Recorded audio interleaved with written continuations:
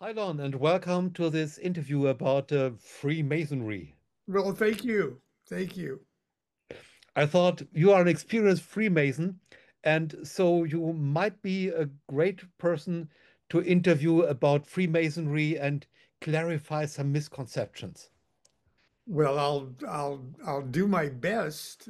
I'm sure there's many more people on the planet that know more about the, the history of Masonry, but I've been a Mason since 1998, I think. Gosh, And my father was a Freemason, and recently. Uh, I found out that my son is now a Mason too.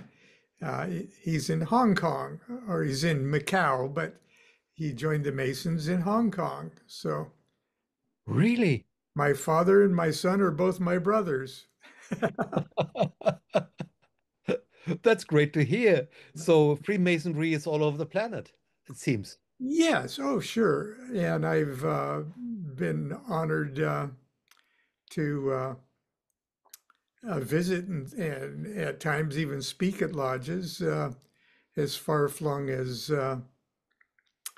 Uh, far flung as Australia, I guess. I spoke once at in Australia, but uh, Masonry has been, and Masons in different parts of the world have sponsored my talks and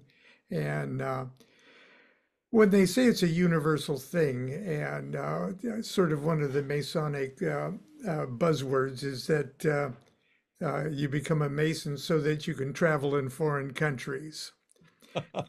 And it's certainly, for me anyway, has certainly proved absolutely true.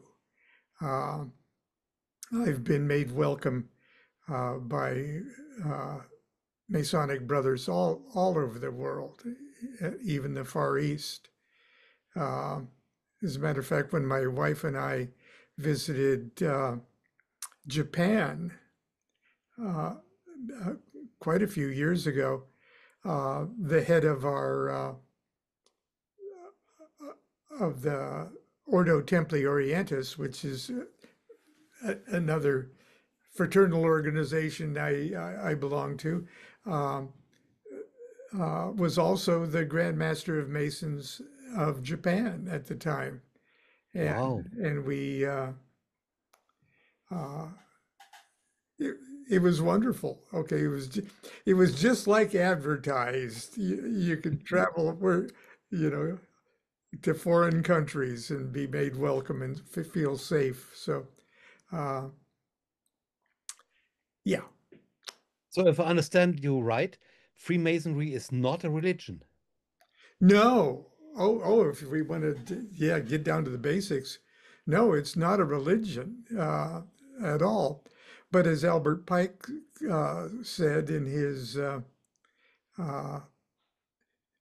version of the Masonic Ten Commandments, uh, it starts right off. Masonry is not a religion, but it is religious in nature. If you can handle that paradox, Hmm. and the it teaches its lessons, or at least some of its main lessons, uh, through the allegory and the fable of Bible stories. Hmm. Hmm. But they're Bible stories that that aren't found in the Bible. Okay, It- it's almost like uh, because especially in the well, I guess the late 17th, 18th, 19th century when Masonry was uh, really in its heyday as far as its influence on politics and culture and science Hmm. Hmm. and arts. I mean, Mozart Mozart was you know, an enthusiastic Mason, and but in those days, uh, the Bible carried in Western civilization carried with it an almost supernatural uh, place in people's lives. Okay, and you know, you swore oaths on the Bible. The reason, just to digress for a second, the reason in at least in the United States for many years, you take an oath on a Bible. Hmm. Okay, Hmm. the President of the United States and government officials, when they take their oath of office, they take it on a Bible.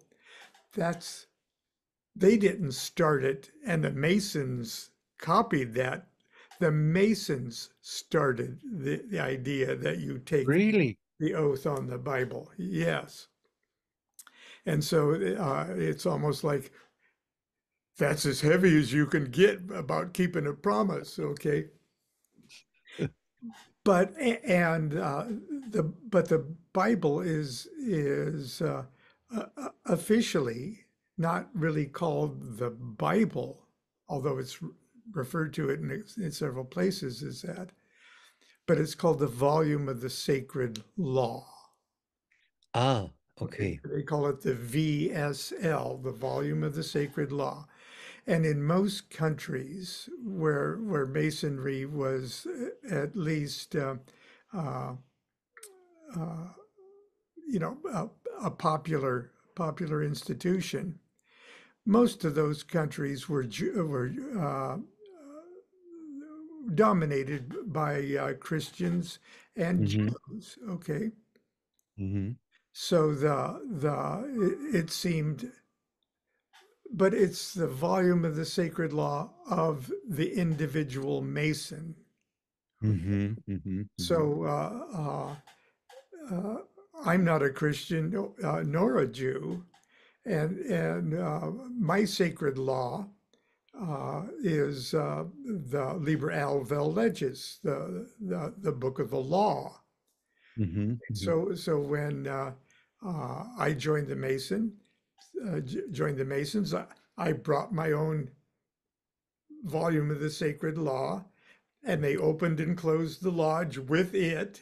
Okay, and I took all of my obligations on my holy book. Many lodges or several lodges that I've visited, uh, on the altar where the VSL is uh, placed as one of the three great lights in Masonry. They had a Tao Te Ching, they had a Koran, they had a Pentateuch, and they had a Christian Bible, which includes the New Testament. Okay. Hmm. And if I would have been initiated there, I would have brought my own volume of the sacred law. Okay. So it's religious in nature in so much as it uh, promotes and inculcates within each individual Mason their sense of sacredness. Okay, that understood. Okay. And part of that and part of the Masonic experience is to encourage you not to be virtuous, not to be moral, not to be good because some political institution expects that of you, or some religious institution expects that to you, or that you're afraid of some kind of eternal punishment, or you're good, you're virtuous, you're moral, you're good for goodness sake.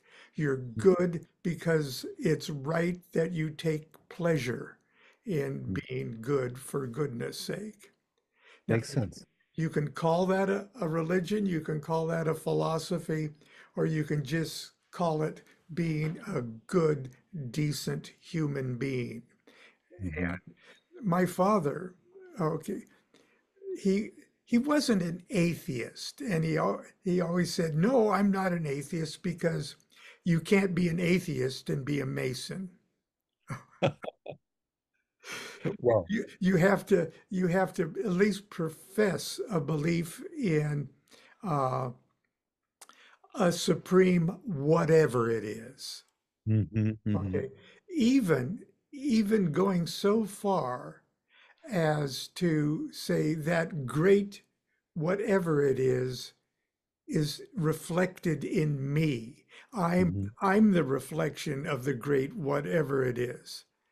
So Hmm. you can Hmm. almost say, of course I believe in God. I look at God in the mirror every morning, when I brush my teeth. Great. And so my father always said that no, no, no, I'm not an atheist because atheists can't be Masons. And he said that with a twinkle in his eye. Okay. And but I mean, he was a geologist. My father was a geologist and understood the age of the earth and certain scientific, self-evident facts that So he was not a creationist. no, he was definitely not a creationist. And and my mother, who was a creationist, and Really? yes, she was uh, sort of an evangelical Christian before they called it that. Uh, she was sort of a follower of Amy Semple McPherson, the the gospel. They invented what is now called evangelical Christianity, but Really? believed in the end of the world was and okay, and that you didn't have to do anything but have a childlike belief that you'll go to hell if you if you don't believe this, and you go to heaven if you believe that. Uh, and my father joined the Masons. Oh, I'm telling stories out of school here. Uh, my father joined the Masons in 1948, the year I was born. Hmm. And I guess he really liked it. He liked it a lot. And he joined the Masons in Long Beach, California, the same lodge that I would eventually uh, join.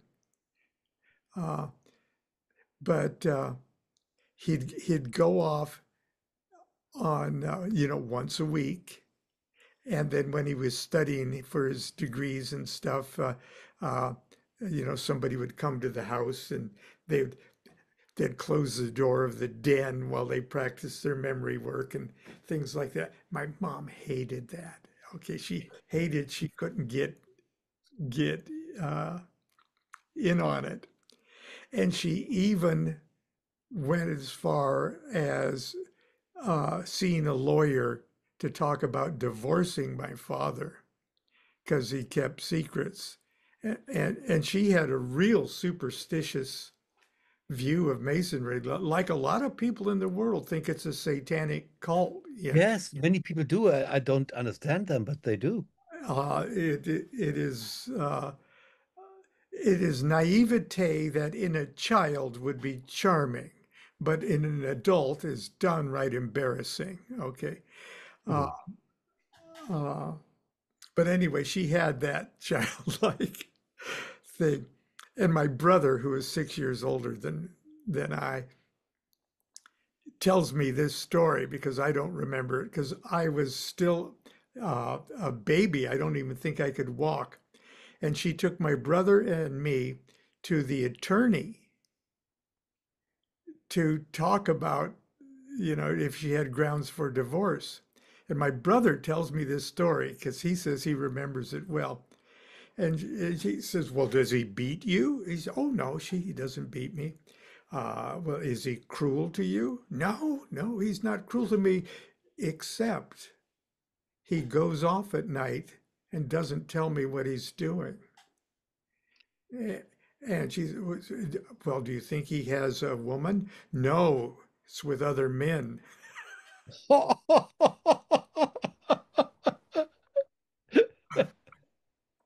And he says, "Oh, really?" She said, "Yes, it's a club. He's a he's a Mason." And my brother tells me this story, and he says, "Well, Mrs. DuQuette, I don't think we have a case here." He says, "After all, I'm a Freemason." Oh, amazing.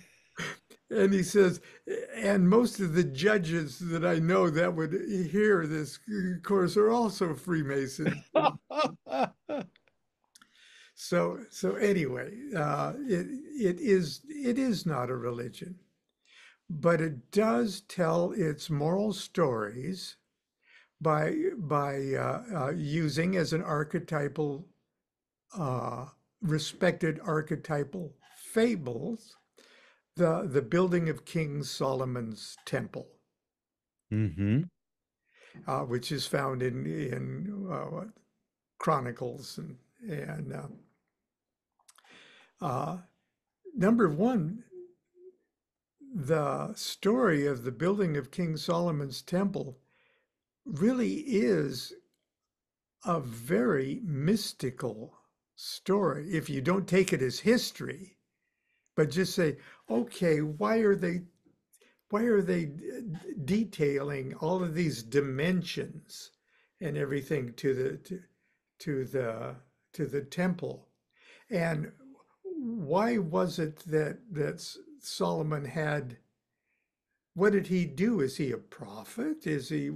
Uh, and the whole format, the whole formula of ceremonial magic is described in that story of Solomon.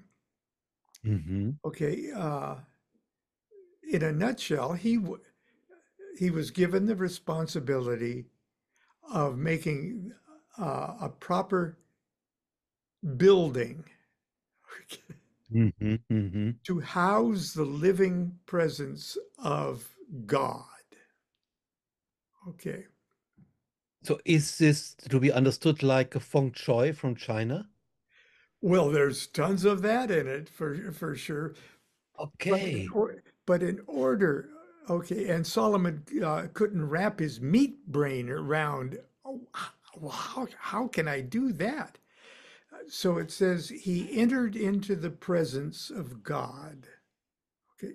In other words, he raised his consciousness to the level of the supreme singularity of existence. Okay. And said, how do I build uh, a miniature working model of you? Okay, how do I build a miniature working model of the entire cosmos, of existence itself? And that would be the equivalent of, let's say, the everything, existence itself, could be characterized and lumped together in one giant vibration. Okay, Hindus, the big Om that Yeah. Yeah. is holding everything together, and it's one big note emanating from the singularity that is a giant tuning fork. Hmm. Let's say it's F sharp. I don't know what it is. E flat, F sharp. Um, but the big tuning fork that's holding it all together, God itself, the consciousness, the totality, the singularity of consciousness that's holding all together, is this giant tuning fork. Well, you can't shove that into a building. But if you make the building itself a perfectly proportioned miniature F sharp tuning fork, Hmm. Hmm. it will vibrate in sympathy with the giant F sharp of the universe.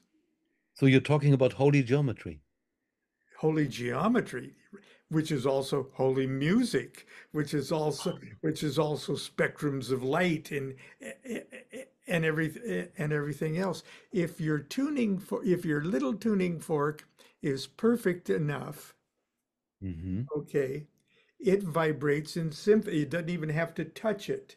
It vibrates in sympathy with the big tuning fork. So that's how the living presence, that vibration of deity, can be uh, not contained, but housed, I guess, in the Hmm. small tuning fork. And the Temple of Solomon was to be that structure, that small tuning fork, where God's presence vibrated continually inside that, on that altar, on that Ark of the Covenant, on that, okay, all of that stuff is trying to tell that story. Okay.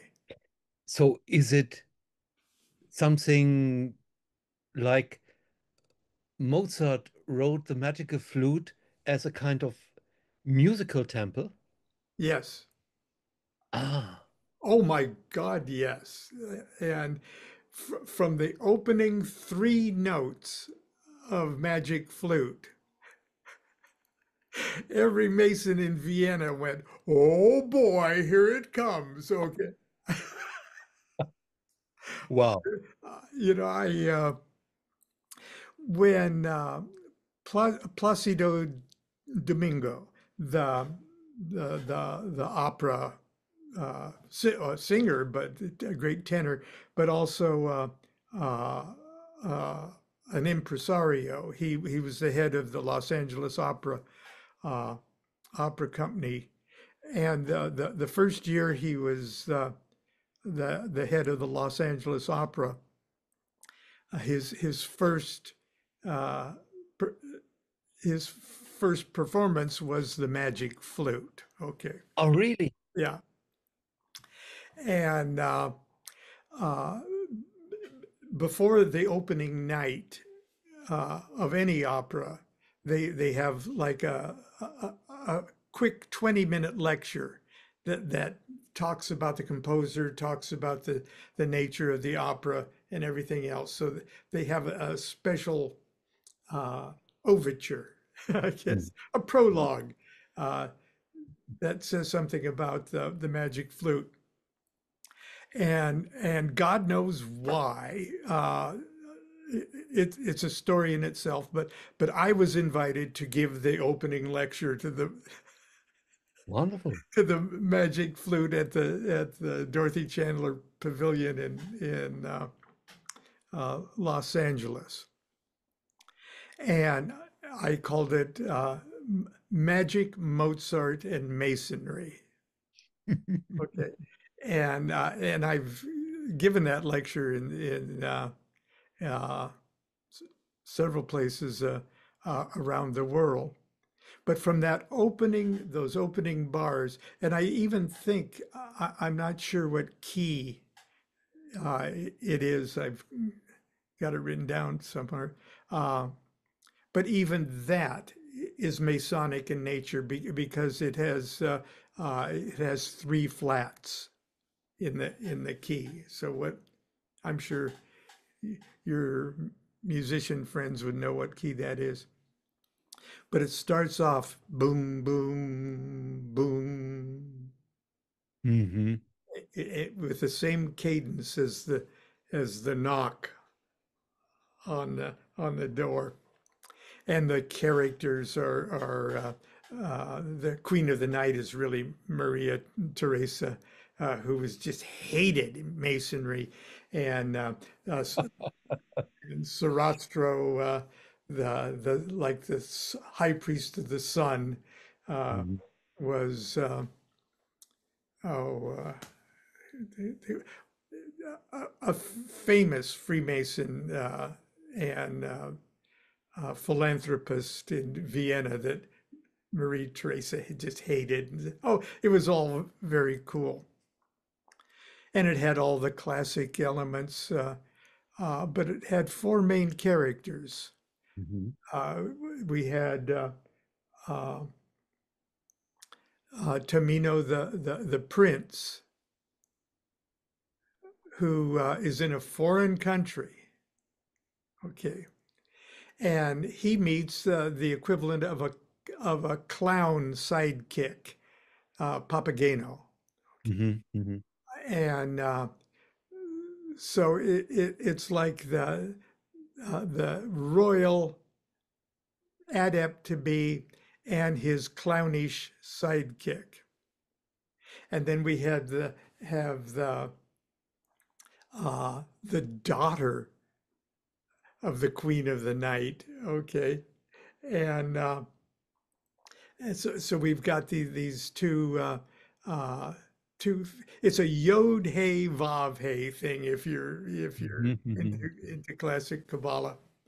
Uh, And the whole thing at the end, they go through a 3-degree initiation ceremony that even has Tamina, the princess, go through it too, which which made the Masons all mad. This is a men's club, Don't be hinting that women can ever be Masons. Uh, Mhm. which Masonry has been very slow at coming around to that, I might add. So, uh, but anyway, Mozart got it, okay, and he got it in the most uh, entertaining, delightful, and profound way in that enshrined in the magic flute. So, but anyway, Yeah, it's could you explain a little bit for the people who listen to this, the path of someone who wants to be a Freemason? How does it start? And why does it do it that way?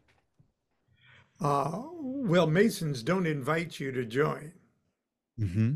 Okay. Uh, you it's sort of part of the Masonic chores for every Mason to do is to live a life that is so admirable that eventually somebody asks you, how do you get so cool? You know, not, Really? no, well, not really. Okay. My father was the most honest, most noble, most human guy who was good for goodness sake. Okay. And it wasn't a dummy. He was smart. He wasn't particularly rich or successful or anything else. He worked hard all of his life, but he was just a noble character. Okay. And me knowing that he was a Freemason was advertisement enough for me to say, God, I would be a lucky guy if I could be that good with my life. Okay. So the idea, this is ideally, okay, because for many years uh, it was just good business sense to be a Mason. Uh, Mhm. And if you were, say, a policeman, uh, it was an extra bond of fraternity and fellowship if your other policemen were uh, uh, were Masons too. And in Great Britain, that as a matter of fact, in my lodge, Long Beach Lodge 327, there was an abundance of Los Angeles police Really? podcasts. And one of the dearest members was chief homicide detective of Los Angeles. He was a real law and order kind of guy, but so cool. And that, and I'm sure there's, like anything that involves human beings, there's great opportunity for abuse of that kind of, uh, Mhm. I'll keep your secrets kind of thing. And uh, but it was good. If you wanted to be an insurance salesman, be a Mason. People will know that you're, or at least assume you're honest and things like that. And like when my mother went to the lawyer, the entire legal system of Long Beach was dominated by Masons. And there's Masons in uh, within military units and Mhm. things like that. It adds another layer of fellowship and mutual support. That I get. So And I heard that there are some lodges who have a three-step or degree system, and others who have dozens of degrees. well, the to be a Mason before you go off on all those other degrees Yeah. is the 3 degree uh, in Ah. entered apprentice, fellow craft, and master mason. Mm-hmm. And when you're a master mason, in a sense, that's as high as you go. That's Mm-hmm. that's the greatest honor you could possibly get in masonry. There is no higher than that, even though the degrees may have numbers that say they're higher. Any movement toward other Masonic concordant bodies like the Scottish Rite or the York Rite uh, uh, are like lateral movements. Okay, Ah, okay. to enhance your Masonic experience. Okay, but Mhm. and they have their own degrees. Uh, Once I became a Master Mason in around 1999, I think, uh, I chose. I was anxious to join my father was also a Scottish Rite Mason. That's the one with the 32 degrees. Mm-hmm. The 33rd degree is like administrative. Okay, but the it's a 32 degrees, and that was also in Long Beach. And I was fortunate at the time. The Long Beach Scottish Rite actually did each of the degrees 4, 5, 6, 7, 8, 9, 10, all the way up to 32. Uh, but because that is so cumbersome that most jurisdictions uh, just say, well, we'll just perform the landmark degrees up to 32nd, and then you can study the others if you want. But I was lucky enough that every Friday they did another degree or 2 degrees. Okay. And it was at the Long Beach Scottish Rite Bodies. I'm so proud to be a member. Uh, the building, the cathedral was built by early Hollywood movie royalty. Okay. Uh, and so all the sets are done by the finest Hollywood set makers, and all Wow. of the costumes are made by the finest Hollywood wardrobe thing of the 20s and 30s. So, What a treat. oh God, it was such a treat. And so you get a kind of a special card when you've got all of those degrees that nowadays most Masons uh, don't can't be treated with. Uh, and that card helped enable me to when I visited Oslo, where they do the Swedish Rite. they were credentials that, Mhm. that allowed me to uh, at least, pay a visit to kind of that higher level. And uh, but if you're a master mason, a third degree mason, that's in a way that's it. And Mhm. there are 3 degree ceremonies, and those 3 ceremonies, entered apprentice. They all use the the buzzwords and the things of architecture. Mhm. Okay. Mhm. Even my new book is called The Tarot Architect, Architect. Yeah. uh, because uh, Masons generically look upon God or the singularity as the great architect of the, Mhm. Mhm. like like Solomon was the, Solomon had his master architect Hiram Abiff, uh, whose mythology, literally, whose non-biblical mythology is the myth of Freemasonry. Like Mhm. some orders have Osiris as the Masonic or the mystical character. Uh, Masons have King Solomon's architect story. But anyway, so there's the entered apprentice degree. Mhm. And it's in the United States, it's done exactly the way it was done, uh, pretty much unchanged for about 200 years. Gosh. Okay.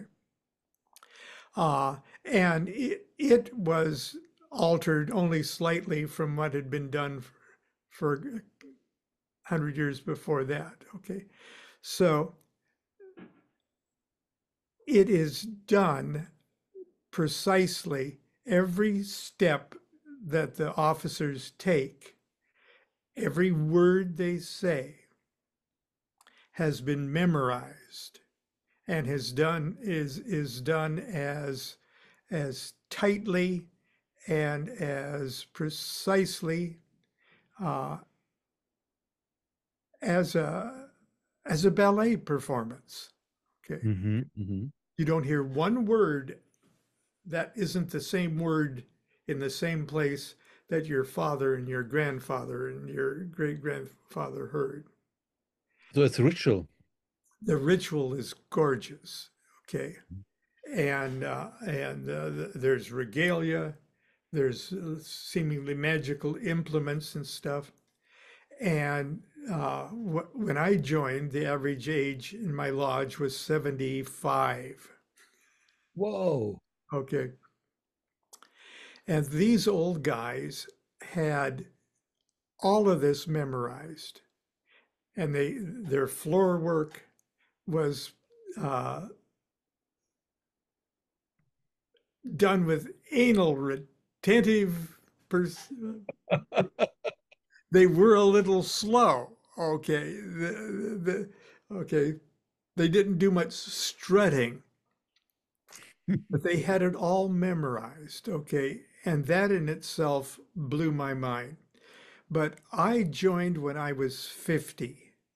I already, in my own studies of the occult and the Western magical tradition, including the Golden Dawn, where the Golden Dawn came from, the Golden Rosenkreuzens, or uh, I knew what was coming. Okay, Mhm. I it wasn't a surprise to me. What was a surprise to me, from the moment I knocked on the door and heard that opening line, I knew I was entering a full-blown magical egregore. Wow. It was like walking into a timeless jello. Okay. A Masonic magical jello that hadn't changed for hundreds of years. And it was not only an experience that was going to take place for the next 2 or 3 hours in Long Beach, California. I was stepping literally into another dimension, and I knew what was going on, and that this was magic of the highest level. And none of the guys that were the officers knew what the hell they were really doing, but Mhm. they were doing it perfectly. Mhm. Mhm. And it was if the format, the formula of initiation was a jewel, a, Mhm. a priceless jewel, and masonry was the jewel box that contained it. And Mhm. that these old farts, these beautiful old guys, really didn't appreciate fully the value of the jewels in the jewel box, but they were dutifully handing it across the centuries to me. Mhm. Mhm. And that was just so awesome. That made every word they say, every move we made throughout the temple, every thing I said as I took the oath, every uh, symbol or gesture I was given to make, then took on this intense spiritual significance to me, magical significance to me. And then when a few months later, after I had memorized everything I was supposed to memorize, and I'm terrible at memory. Just I have Yeah, me too. I have to trick myself yeah, but I did it. Okay, uh, and then in the second degree, which is fellowcraft, this is when the juicy stuff of masonry is delivered to you almost Mhm. in lecture form as you're being taken around the temple. As a matter of fact, the information, the lectures that is currently, at least in the United States, 3 degree York Rite thing, is pretty much the peak experience in masonry traditionally. The third degree, third degree, way back when, was just almost an administrative degree. The good stuff was in this fellowcraft degree, and that's where all the Masonic stuff. That's where Mhm. all the Kabbalah stuff. That's Mhm. where the numbers and and uh, uh, and everything that's just purely Kabbalistic is delivered to you in our uh, in California Masonry. That's delivered by the senior deacon, and who just has an amazing amount of stuff to memorize. And then there's the Master Mason's degree, where the candidate literally assumes the role of the main character of the Masonic myth, Mhm. hieroglyph. And you don't know it when you go in, but we're going to put on a play and you're the star, you know? Oh, wow. Okay. But every trick of the initiatory experience that was more or less set in the Egyptian Book of the Dead, where you pass pylon to pylon to pylon, every formulaic device that is meant to step by step expand your consciousness and your ability to receive uh, a greater influx of spiritual juice, I guess you say. Uh, Masonry uses Hmm. Hmm. in their uh, ability to provide you that experience. So, but Masonry's a big tent, and just like most of the old guys that were the officers at my initiation that did it so well, Hmm. cared very little about what interests me the most in Hmm. the experience. They just knew that there was magic enough that they had to do it right. They had to do it right for the candidate. So they respected it really. Oh God, yes, they respected it, and at my third degree, uh, a former United States Navy admiral, he had to be in his early 80s, delivered the master's lecture to me. And this is after I've gone through the initiation and everything else. There's the master's lecture. It is about 45 minutes long. 45 minutes. And he stood in the east, stood in the, I can't stand up for 45 minutes. Okay, my back starts to kill me. He stood in the east for that 45 minutes and delivered that master's lecture. It was sort of monotone. Okay. He wasn't Richard Burton but he delivered it letter perfect for 45 minutes out of his head. Okay. And what really impressed me is as he was talking, I was looking at the guys in the north and in the south. They called them sideliners, the witnesses. Okay, and they were all 70 years plus, most of them, and they were moving their lips. Wow. They were moving their lips, and if that admiral in the east would have made one slip up, they would have gone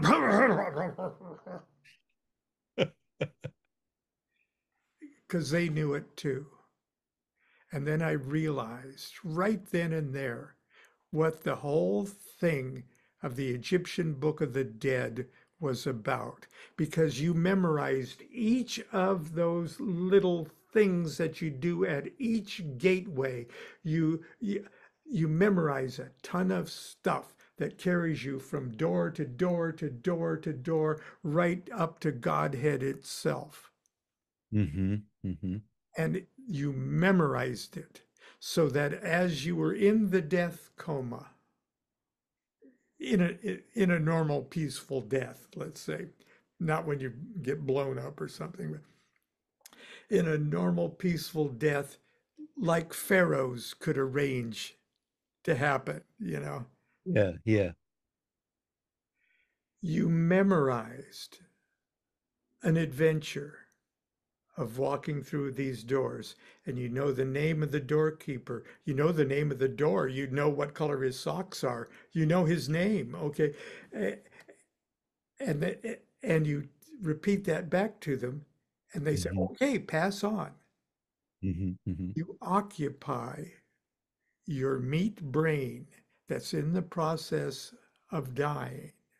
Hmm. Hmm. You memorize things so that you can move out of the meat brain cells and Hmm. into the mind, which Hmm. has no direct link to a subtler level of the mind, to a subtler level of the mind. And you keep this constant chatter going on, okay, until you reach Godhead itself, till Yeah. you've uh, almost effortlessly left your body and have allowed yourself to Mhm. inhabit. It's like you make little escape pods that a subtler you jumps into. This escape pod takes you to the next door, And then there's a subtler escape pod, but there's a subtler U too. And that subtler U too gets into that escape pod, and Wow. it goes all the way up to the singularity itself, which in the Egyptian Book of the Dead would be called the uh, Osiris himself. Okay, you become one with the god. Yeah. So as I sat there and listened to that old admiral talk, all of that came to, oh, okay, I get it. Memory is a big thing here. It's really important, okay, because that's what the Egyptian Book of the Dead was based on, and that's what all Western initiatory um, Yeah. organizations are based on, the formula of the Egyptian Book of the Dead. Wow. So these old guys must have got something which impressed them so much that they took it really serious and respected that. Yeah, and because there's like that, there's the admiral and the policeman and the insurance salesman and everything else. It takes big stuff to Hmm. touch their soul, Sure. to I touch. mean, they are tough guys. Yeah. And but deep down inside, there's part of them that gets it. Okay? Part of them that gets it. Yeah. Uh, and the nature of masonry being what it is, uh, it binds them together into Hmm. a fellowship that can only be described as mystical, Hmm. Hmm. mystical organization. Even though no, my dad even said, no, there's no mysticism in masonry. But here's his morals and dogma. Okay. Yeah, as you can hear, it's a heavy book. Yeah, I see. This is my dad's uh, 32nd Okay. degree. He got this at his 32nd degree, and by Albert Pike. There is 16 whole pages in the index, just in the index, 16 pages of Kabbalah. Gosh. Kabbalah this, Kabbalah that, Kabbalah, right in the back. And Pike's, let's see, I just got this is my new Scottish Rite Journal. It's a little magazine. Oh, wow. Uh, and I don't know if I can find it right off here it is. This is from Albert Pike's, uh, who was a Confederate general. Okay. Okay. So, yeah, I guess you can hold that against him because he was from Arkansas. And, but anyway, he was a cool guy. They shouldn't have pulled his statue down. you know, uh, uh, he was kind of the equivalent of the 19th century Aleister Crowley in his Really? in his universal scholarship and understanding of all of this. But he wrote this. Uh,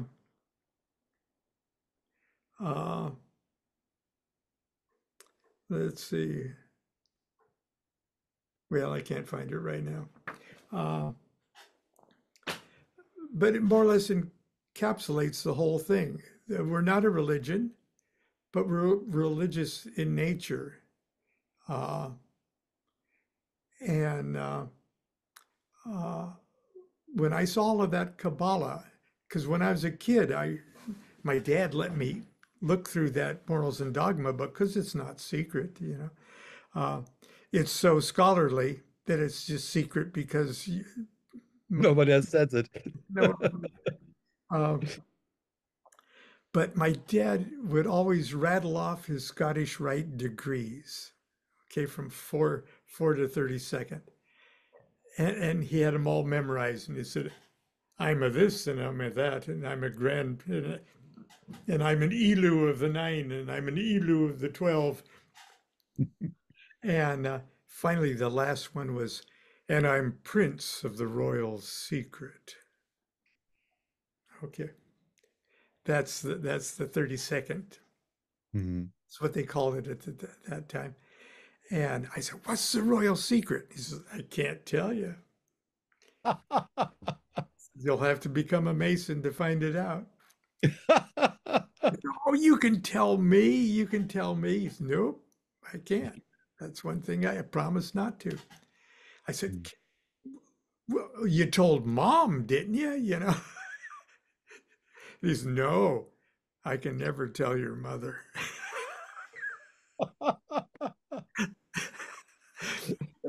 And I said, oh, that's cool. Dad can't even tell mom I want to be a Mason, you know?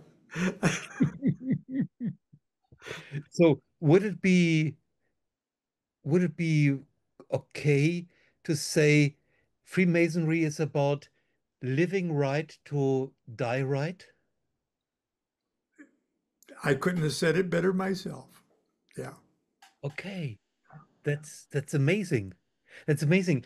I've heard, I don't know whether it's right, that the people who founded the United States and who founded Washington, D.C., that they were Freemasons. Is this true? Yeah, most of them. Most of them. Okay. And most of the signers of the Declaration of Independence, or many of them, were all Freemasons. Freemasonry was an arm of the Enlightenment. Okay. Mm, And the Enlightenment was big stuff.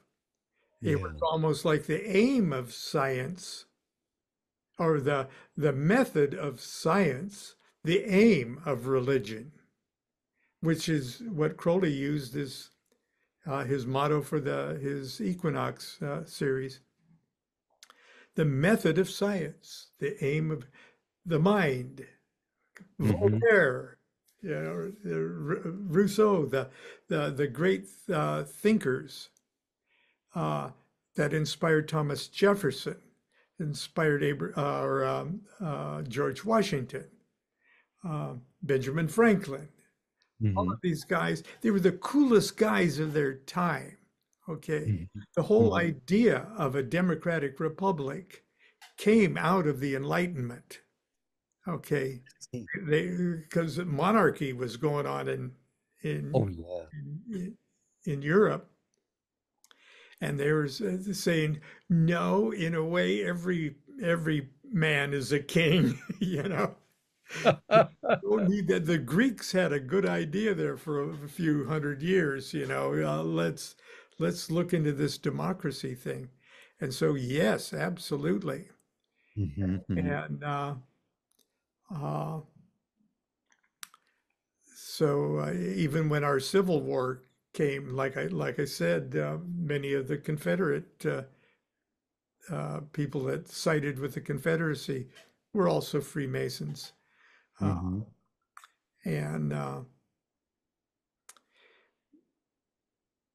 Well, it, I heard that this civil war on the surface was about slavery, but it wasn't really about slavery. But I'm Europe, I don't know. yeah, no, it was about slavery. It Okay. was about slavery. Yeah, Okay, yeah, I uh, believe. yeah. The opening line of the articles, the Confederacy's uh, Declaration of Independence, stressed the superiority of the white race and the non-humanity of other races. I mean, Really? they started right off with that. Gosh. So the institution of slavery was the primary and the states' rights situation was all done in defense of it's our right to to believe this and have an economic system that was based on slavery. Yeah. So some might say that we have a kind return of the Confederacy at the moment. Yes, and it's very disturbing. Hmm. I think so. Yeah. Would you like to tell us a little bit about the relationship of your new book, The Tarot Architect and Freemasonry? You Oh, started with that, I'd but love to. I'd yeah, love please do, please do. to. Can I hold it up? Yes, please do. Oh man, I get to hold up my book. Yeah, Okay, that's it. the, That's the real thing. the Tarot Architect.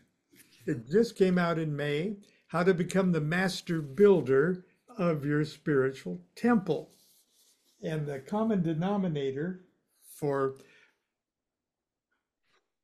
both the Freemasonic point of view of being master builder of your own temple and the Kabbalistic uh, view, it's it's one and the same. Yeah. Okay, and the last few lectures I've done at Masonic lodges has been the the Kabbalah of the Blue Lodge, or the Kabbalah of the first 3 degrees. Okay. And uh, so I use the Kabbalistic structure of the tarot, which, believe it or not, tarot is flat out Kabbalistic. Okay. There's this famous Kabbalistic drawing of the Yeah. tree of life. Those are 10 Yeah. levels of consciousness from your head to Godhead. Hmm. And there's 22 paths that join those 10 bubbles there, those 10 levels. And those 22 paths are the 22 letters of the Hebrew alphabet, I see. of which there's 3 kinds, and Mhm. the 22 paths on the tree of life, and the 22 tarot card trumps. Hmm. Hmm. They're divided in exactly the same way. 3 mother letters for 3 primitive elements, 7 double letters for the 7 planetary spheres, and 3 mother letters that created it all. And those 3 mother letters that created them all can be illustrated in the first 3 degrees of Masonry, Ah. even right down to the shape of the temple. Hmm. Every Masonic lodge room is a cube or an elongated cube. Hmm. And the cube is an elongated cube is created by that golden spiral. Okay. Hmm. Hmm. Um, but the cube itself, the fundamental uh, structure of the cube itself, is created from a singularity in the beginning Hmm. that stretches infinitely upwards and downwards. Okay. And in Masonry, in that second degree lecture, it talks about the letter 3. Ah. And it says, from a point to a line. Hmm. Okay. And then it says, from a line to a superfice, or superfice is a plane, a flat Ah. surface. Hey. Okay. So you've Yeah. one infinite elongating line going up and down, and one going sideways. Okay. Okay, that's 2. From a point to a line, from a line Hmm. to a superfice, but Hmm. that's totally flat. Okay. I see. I see.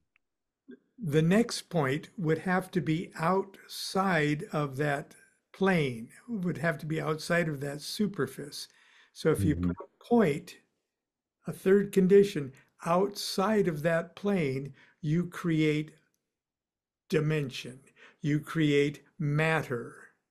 Mm-hmm. And in masonry, it's from a line, or from a point to a line, from a line to a superfice, from a superfice to a solid. Ah. And so that gives you up, down, right, left, front, back. Mm-hmm. Mm-hmm. And each of those lines create opposites. Mm-hmm. Above and below, Mm-hmm. north, Mm-hmm. south, east, and west. Mm-hmm. And they create six. I see. Okay. Wow. And with the center point, that's the seven double letters of the Hebrew alphabet. Mm-hmm. And And there's these three mother letters, what are they about?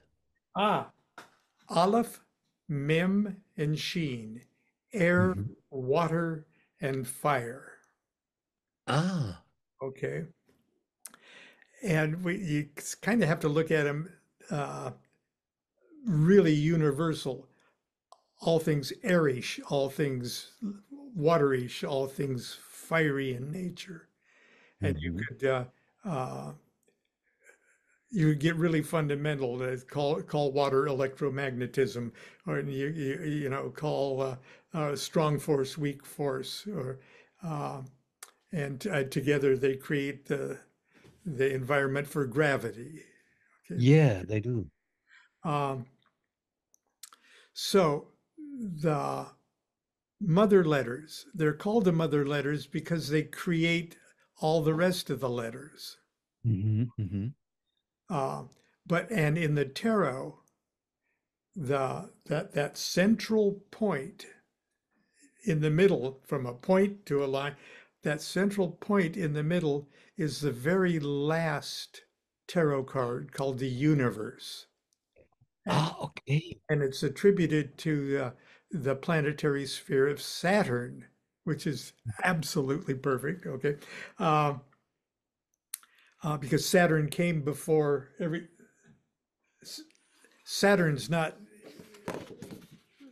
Saturn's number three here. Okay, Mhm. on the tree of life, but number three, one, two, and three aren't really three things. They're just one thinking about itself. There's Okay. Okay, there's one that reflects itself. Oh, that's what I am. I'm absolutely everything. Oh, but that's just the reflection. Oh, over here is the knowledge. Oh, the reflection isn't the isn't the one. So it's three conditions. Okay, but that's the sphere of Saturn, and this level here is called the supernal triad. It's okay. It's different than the six other ones Mm-hmm. below there. Okay, so Saturn's very special, like it's the center of what's going to be this cube. And so the tarot card is the universe, which has the dancer in a circle like that. Okay, Okay. and it represents the universe completely manifested, withdrawn again into negativity. Okay. What is negativity defined? Nothing. That's a great joke. So that's the point. Okay, I love it. that's the point. And the first line is Aleph. Okay, from a point to a line. And Aleph is another zero tarot card, the one that comes at the very beginning of the tarot sequence, the Fool card. Yeah, the fool. Yeah. So Mm. that's existence jumping out of negativity into manifestation, just like the Saturn is fulfilled manifestation jumping back again into negativity. Can you see Hmm. there how the bookends of creation all come from a zero, return to a zero? Okay, and they're like a snake with its tail in. Yeah, yeah. This Ouroboros. Yeah, and so the next mother letter, the one that would go. Oh, and of course that creates above and below. They're going to Mm-hmm. be double letters, but okay, we're still talking about mothers. Then the going forward to create the plane surface is the Hebrew letter mem, which means the sea or water. Okay, and that's the hanged man card that's Mm-hmm. hung in suspension in the same way that the flat plane surface is hung in suspension before matter happens even, okay? And then the third one goes from right to left, creating Mm-hmm. north and south, uh, is sheen, the fire one, or the last judgment card in Mm-hmm. tarot. Those are the three tarot card mother letters, and they create that cube. Wow. And there are 12 simple letters of the zodiac, or Mm-hmm. simple letters of the Hebrew alphabet, and they create the 12 edges of the cube Mm-hmm. that's just been formed. And that cube is expanding for our purposes, infinitely expanding in the same Mm-hmm. way as we observe that the universe is expanding. And the idea that that at least in one great cosmic cycle uh, in this neck of the woods, that it all burst from a single singularity uh, at the beginning of a Big Bang cycle. Mm-hmm. Mm-hmm. So that's also the lodge room. Wow. Okay. And I was at the United Grand Lodge of England, and beautiful, beautiful main temple room.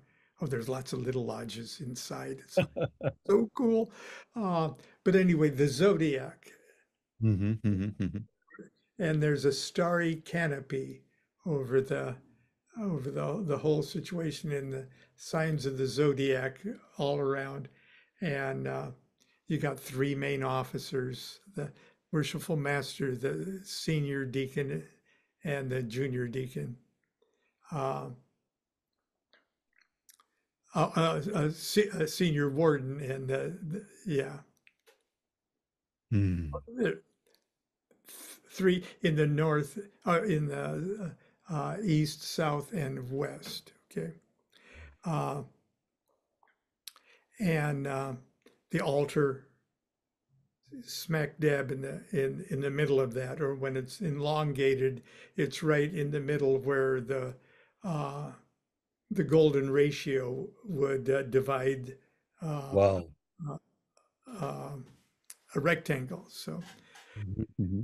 so anyway, there's so much of it that going on that once you start thinking about it, you can really bore your friends to death talking about all of the connections that you've made. So please remember to have a home life. Yes, I try my best. But it's fascinating what you're telling. For me, as a layperson, these words, Kabbalah, they seem to be a little bit Egyptian. Ka and Ba, I know from Egyptian language, but La, I don't know. And I La, have no idea whether this is just, happening. you're going to laugh, but la means nothing. Oh, wow. Yeah. And if you spell law backwards, it spells EL, Hmm. or literally AL, which means God. Ah, amazing. That's why the word for the word Allah is Hmm. so cool, is Hmm. so amazingly a fabulous name for deity. God not. God not. Okay. So So is Ka and Ba Egyptian? yeah, Ka and Ba, the sound Ka Ba uh, is Egyptian because there's two descriptions of the starry nature of each individual, and then I guess you would say a vehicle, a vehicle Hmm. for that. I Uh, see. but in Hebrew, it's spelled with a Q. Hmm. So the word Kabbalah, uh, just if we get it down to its most basic uh, uh, Meaning. structure, is just QBL, Kuf Lamed, uh, Kuf Bet Lamed, Hmm. and Bet means a house or a container, Hmm. and you know, the opening line of many, excuse me, many of the uh, sections, at least, of the Pentateuch or the five books of Moses are written overtly Kabbalistic. Okay. Ah. Uh, some of the stories are like just stories, and the characters are kind of a combination of existing myths and things like that. But Wow. it's obvious that when it was clear that this collection of myths and things was going to get you know, canonized into a culture's scripture, that somebody who kind of knew what they were doing was responsible for spelling things correctly and throwing numbers around here and there to uh, uh, harmonize with what they thought were uh, cosmic formulae and principles. So, Mhm. and the opening line of Genesis, which is the first book of Moses, okay, is I don't know how to pronounce it correctly. Bereshit. Hmm. Hmm. Looks like it sort of looks like Bereshith. Hmm. Uh, but the root letters of that word, because Hebrew doesn't have vowel sounds, Hmm. Hmm. you have to add and guess a vowel sound after a consonant. Hmm. So B, bet, could be pronounced, you know, ba, be, boo, buh, bye. Okay, Wow. yeah, just one. Stuff.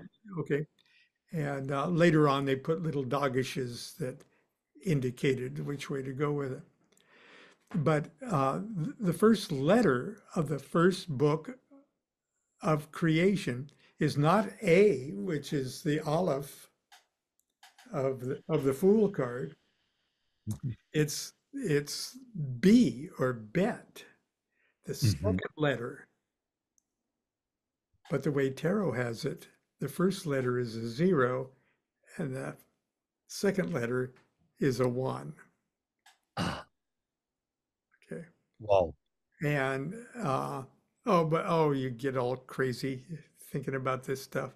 Uh, so B and then Resh, which is the sun, or the face, or literally radiant light, radiant life itself, and uh, uh, sheath. Hmm. Okay, at the end, read sort of Kabbalistically, the word Bereshit, Hmm. which is translated in the beginning, actually is saying something like Bet, container, Ray, sheath, containers, container of existence, Ah, makes sense. existence in its containers. Hmm.